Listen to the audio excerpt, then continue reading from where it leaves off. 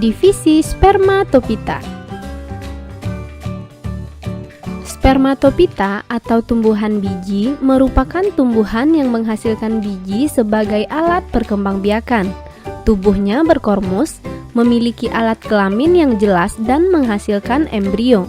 Cara hidupnya dengan fotoautotrof atau menghasilkan makanan sendiri dengan bantuan cahaya matahari. Memiliki berkas pembuluh pada bagian tubuhnya, dan ada yang hidup di darat juga di air. Sebagai tumbuhan berkormus, struktur tubuh Spermatophyta terdiri dari akar, batang, daun, bunga, dan buah. Akar Spermatophyta ada yang berakar tunggang dan ada yang serabut.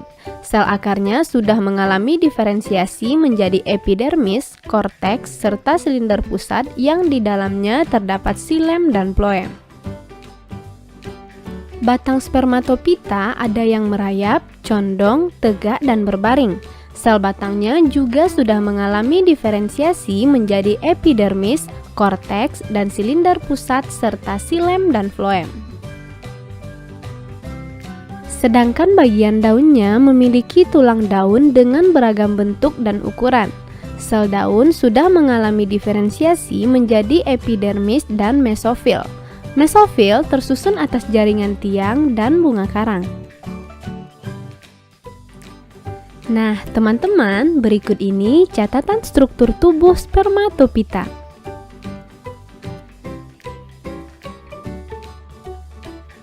Berdasarkan posisi biji terhadap daun buahnya, Spermatophyta dibedakan menjadi Gymnospermae, tumbuhan biji terbuka, dan Angiospermae, tumbuhan biji tertutup. Kita mulai dari Gymnospermae. Disebut tumbuhan biji terbuka karena bakal bijinya tidak dilindungi oleh daun atau daging buah. Namun, bijinya berada di permukaan luar daun buah yang tersusun dalam strobilus. Strobilus inilah yang menjadi alat perkembangbiakan tumbuhan Gymnospermae. Tumbuhan Gymnospermae dikelompokkan menjadi 4 kelas. Pertama, Cycadinae atau golongan pakis. Kedua, Ginkgoinae, dikenal sebagai tumbuhan raksasa. Berikutnya, Gnetinae atau kelompok melinjo, dan Coniferinae, kelompok tumbuhan berdaun jarum. Mari kita bahas satu persatu. Pertama, kelas Cycadinae. Bentuk tubuhnya menyerupai kelapa dan sering disebut sebagai kelompok pakis.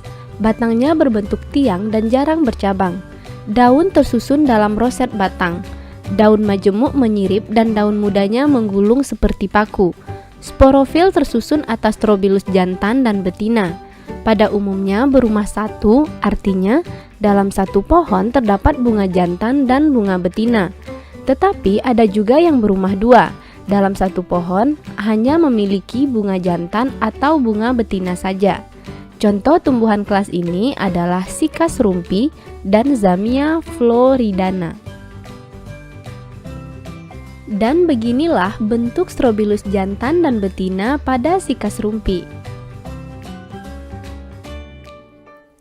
Kelas berikutnya, Ginkgoinae, merupakan satu-satunya kelompok Gymnospermae yang mempunyai spesies paling sedikit, sehingga dianggap sebagai tumbuhan primitif. Ciri-ciri Ginkgoinae lainnya yaitu tinggi pohonnya mencapai 30 meter dan termasuk pohon meranggas. Daun lebar seperti kipas dengan tulang daun mirip rusuk yang menonjol. Tumbuhan ini kehilangan daunnya pada musim gugur dan musim salju, kemudian bersemi kembali pada musim semi. Merupakan jenis tumbuhan berumah dua dan rangkaian sporofil terdapat pada tunas pendek dalam ketiak daun. Biasanya tumbuhan ini ditanam sebagai tanaman hias dan obat-obatan. Contohnya Ginkgo biloba. Selanjutnya, kelas Gnetinae. Tumbuhan ini ada yang memiliki percabangan banyak dan ada yang tidak bercabang. Berumah dua, tulang daunnya menyirip dan bunganya tersusun berkarang. Gnetinae lebih maju dibandingkan dengan kelas-kelas lain karena mempunyai perhiasan pada strobilus. Dalam perkembangannya, Perhiasan tersebut akan menjadi mantel yang menyelubungi biji. Contoh tumbuhan kelas ini adalah Genetum genemon dan Ephedra altissima. Terakhir, kelas Coniferinae memiliki ciri-ciri yaitu batangnya besar berkayu, daun berbentuk jarum, ada yang berumah satu dan ada yang berumah dua. Strobilus terletak di ketiak daun atau di ujung batang berupa kerucut sehingga disebut tumbuhan berkerucut. Strobilus betinanya lebih besar dibanding Strobilus jantan. Tumbuhan kelompok ini memiliki ciri khas selalu hijau sepanjang tahun sehingga disebut juga tumbuhan evergreen. Contohnya Podocarpus imbricatus, Pinus mercusi, Cupressus lusitanica. Oke teman-teman, berikutnya kita akan membahas proses reproduksi pada tumbuhan Gymnospermae. Reproduksi Gymnospermae dimulai dengan fase aseksual, yaitu pembentukan sporofit diploid berupa sporofit betina dan sporofit jantan. Kerucut sporofit jantan mengandung mikrosporangia yang kemudian membelah secara meiosis, menghasilkan gametofit jantan dan berkembang menjadi serbuk sari jantan. Serbuk sari akan menghasilkan spermatozoid. Sporofit betina mengandung megasporangia yang akan membelah membentuk gametofit betina. Pada pembelahan meiosis tersebut menghasilkan 4 megaspora haploid. Dengan bantuan angin, terjadilah penyerbukan yang membawa serbuk sari jantan ke arah gametofit betina dan masuk melalui celah mikrofil pada bakal biji gametofit betina. Sel sperma serbuk sari kemudian bersentuhan dengan sel telur dan terjadilah pembuahan hingga terbentuk zigot. Zigot berkembang menjadi embrio dan biji. Biji jatuh di tempat yang sesuai dan akan tumbuh menjadi tumbuhan muda. Kemudian berkembang menjadi tumbuhan Gymnospermae dewasa dan siklus kembali berulang. Nah, teman-teman, berikut ini skema proses reproduksi pada tumbuhan Gymnospermae.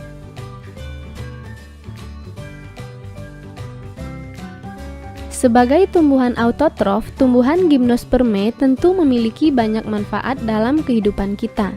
Di antaranya, tumbuhan Pinus mercusi banyak digunakan sebagai bahan baku cat dan pernis. Kayunya digunakan sebagai bahan baku kertas dan batang korek api. Zania sp digunakan sebagai tanaman hias, Ginkgo biloba digunakan sebagai bahan obat dan tanaman hias, dan biji Genetum genemon digunakan sebagai bahan makanan berupa kerupuk. Sampai di sini, teman-teman bisa memahami karakteristik tumbuhan Gymnospermae ya. Selanjutnya, kita akan membahas tumbuhan Angiospermae. Tumbuhan ini disebut tumbuhan biji tertutup karena bakal bijinya tumbuh di dalam daging buah. Biji berada di dalam ruang buah dan menempel pada daun buah. Selain itu, Angiospermae juga disebut dengan Anthophyta atau tumbuhan berbunga karena tumbuhan ini berkembang biak dengan bunga. Tumbuhan Angiospermae dikelompokkan menjadi dua kelas, yaitu Monocotyledone tumbuhan berbiji tunggal dan Dicotyledone tumbuhan berbiji ganda. Untuk membedakannya, mari kita lihat tabel karakteristik Angiospermae berikut. Tumbuhan monokotil memiliki akar serabut dan tumbuhan dikotil berakar tunggang. Akar tumbuhan monokotil memiliki pelindung berupa tudung dan akar lembaga, sedangkan akar tumbuhan dikotil tidak bertudung dan tidak memiliki akar lembaga. Tumbuhan monokotil memiliki biji berkeping satu, artinya tidak membelah saat berkecambah, sedangkan dikotil berkeping dua. Akar dan batang tumbuhan monokotil tidak berkambium, sebaliknya tumbuhan dikotil berkambium sehingga dapat tumbuh membesar. Tulang daun monokotil berbentuk sejajar atau melengkung dan tumbuhan dikotil bertulang menjari atau menyirip. Jumlah kelopak bunga pada tumbuhan monokotil adalah 3 dan kelipatannya, sedangkan tumbuhan dikotil berkelipatan 4 atau 5. Gimana? Teman-teman bisa membedakannya ya? Sekarang kita lihat beberapa tumbuhan yang menjadi famili dari monokotil. Ada gramine atau rumput-rumputan, contohnya padi, jagung, dan alang-alang. Palme atau pinang-pinangan seperti kelapa, sagu, palem. Musace atau pisang-pisangan, contoh pisang Ambon, pisang raja. Orchidaceae atau anggrek, misalnya anggrek dan vanili. Zingiberaceae atau jahe-jahean seperti kunyit, jahe, lengkuas. Dan Liliaceae, misalnya kembang sungsang. Tumbuhan dikotil dikelompokkan menjadi beberapa famili berikut. Papilionaceae atau polong-polongan, contohnya kacang tanah. Euphorbisaceae atau jarak-jarakan, misalnya tanaman jarak dan karet. Solanaceae atau terong-terongan seperti terung, cabai, tomat. Myrtaceae atau jambu-jambuan, jambu biji, jambu air. Komposite atau komposit, contohnya bunga matahari. Convolvulaceae, misalnya kangkung, ubi jalar, dan bunga terompet. Selanjutnya, Apocynaceae seperti Kamboja dan tapak dara. Rubiaceae, misalnya kopi dan mengkudu. Verbenaceae, contohnya jati dan bonsai. Rutaceae, jeruk. Bombaceae, durian. Mimosaceae, contoh putri malu. Berikutnya, Malvaceae, contohnya kembang sepatu. Cucurbitaceae seperti mentimun dan melon. Caesalpiniaceae, misalnya asam dan kembang merah. Dan Moraceae, contohnya nangka, sukun. Wah, beragam sekali ya. Dan untuk memperbanyak dirinya, tumbuhan Angiospermae bereproduksi secara generatif dan vegetatif. Proses pembuahannya dikenal dengan pembuahan ganda. Diawali dengan penyerbukan atau polinasi, yaitu penempelan butir serbuk sari ke kepala putik. Sel kelamin jantan pada bunga mengandung mikrospora yang membelah secara meiosis, menghasilkan gametofit jantan dan berkembang menjadi serbuk sari jantan. Sel kelamin betina mengandung megaspora yang akan membelah membentuk gametofit betina. Setelah itu, butir serbuk sari berkecambah di kepala putik membentuk buluh serbuk sari. Inti sel serbuk sari membelah menjadi sel vegetatif dan sel generatif. Secara generatif, membelah secara mitosis menghasilkan 2 sel sperma. Sel vegetatif bergerak ke buluh serbuk sari yang menuju bakal buah. Saat serbuk sari mencapai bakal biji, inti vegetatif menembus kantong embrio melalui mikrofil dan melepaskan kedua sel sperma.